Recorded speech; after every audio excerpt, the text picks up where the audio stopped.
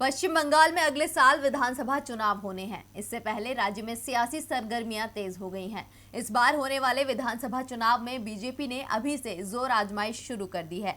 राज्य में सियासी हलचल अमित शाह के दौरे के बाद से ही देखने को मिल रही है। यही वजह है कि सत्तारूढ़ टीएमसी में बगावती सुर उठने लगे। लेकिन अब इस हलचल को शांत करने के लिए ममता दीदी ने मोर्चा संभाल लिया है। रिपोर्ट देखिए। बिहार विधानसभा चुनाव में महागठबंधन को मिली हार से कांग्रेस पार्टी की मुश्किलें बढ़ती नजर आ रही हैं। बिहार चुनाव में कांग्रेस के खराब स्ट्राइक रेट के कारण उन राज्यों में पार्टी की मुसीबत बढ़ सकती है जहां आने वाले कुछ महीनों में चुनाव होंगे। बिहार चुनाव का असर पड़ोसी राज्य पश्चिम बंगाल से लेकर दक्षिण में तमिलनाडु तक पड़ेगा। खासकर उन राज्यों में होगा जहां कांग्रेस को एक मजबूत गठबंधन की जरूरत है। आपको बता दें कि पश्चिम बंगाल में लेफ्ट पार्टियों के साथ कांग्रेस गठबंधन की घोषणा पहले ही कर चुकी है, लेकिन दक्षिण के राज्य तमिलनाडु में डीएमके के साथ गठबंधन करने में ज्यादा बाधाएं आ सकती हैं। बहरहाल बिहार में मिली हार पर महागठबंधन में शामिल पार्टियां कांग्रेस को ही इसका जिम्मेदार मान रही हैं। महागठबंधन में सबसे खराब प्रदर्शन कांग्रेस का ही रहा, जो 70 सीटों पर चुनाव लड़ी और 27% की स्ट्राइक रेट के साथ सिर्फ 19 सीटें जीतने में कामयाब हो पाई।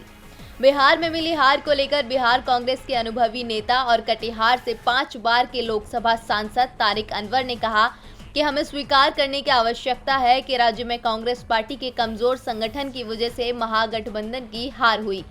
हमें हार के कारणों पर विचार करने की जरूरत है। बिहार विधानसभा चुनाव में पश्चिम बंगाल की सीमा से लगे सीमांचल के जिलों में कांग्रेस पार्टी का प्रदर्शन बेहद खराब रहा। इसका असर अगले साल बंगाल में होने वाले विधानसभा चुनाव पर पड़ सकता है। बिहार में महागठबंधन में शामिल वाम दलों ने कांग्रेस से बेहतर प्रदर्शन किया और महागठबंधन की हार के लिए वाम दलों ने कांग्रेस को ही इसका जिम्मेदार ठहराया है। वहीं दूसरी ओर अगले साल दक्षिण के राज्य तमिलनाडु में भी विधानसभा चुनाव होना है। ऐसे में बिहार चुनाव के नतीजों का असर तमिलनाडु में डीएमके कांग्रेस के महागठबंधन पर पड़ता नजर आ रहा है। 2016 में यहां कांग्रेस 40 सीटों पर चुनाव लड़ी थी और 19.51% के स्ट्राइक रेट के साथ सिर्फ 8 सीटें जीत पाई थी। इसे एआईएडीएमके की जीत और डीएमके की हार का कारण बताया गया था। गौरतलब है कि पिछले कुछ सालों के चुनाव की बात करें तो कांग्रेस पार्टी का यह प्रदर्शन चिंताजनक है कि उसने जिन भी राज्यों में किसी भी क्षेत्रीय दलों के साथ गठबंधन में चुनाव लड़ा, उन्हें नुकसान ही पहुंचाया। उत्तर प्रदेश में पार्टी ने समाजवादी पार्टी के साथ गठबंधन में 2017 का विधानसभा चुनाव लड़ा और 114 सीटों में से सिर्फ 7 सीटें ही जीत पाई, जिसमें 6.14% का बेहद खराब स्ट्राइक रेट रहा। पिछले साल महाराष्ट्र में हुए विधानसभा चुनावों में कांग्रेस ने एनसीपी के साथ गठबंधन किया था और पार्टी 147 सीटों पर चुनाव लड़ी थी, जबकि एनसीपी 121 सीटों पर चुनाव लड़ी थी। लेकिन एनसीपी ने 54 सीटें जीती, जबकि कांग्रेस 29.93% स्ट्राइक रेट के साथ सिर्फ 44 पर जीत दर्ज कर पाई। हालांकि कांग्रेस पार्टी के नेताओं को लगता है कि बिहार के नतीजों के आधार पर राष्ट्रीय स्तर का अनुमान लगाना बेवकूफ़ी होगी।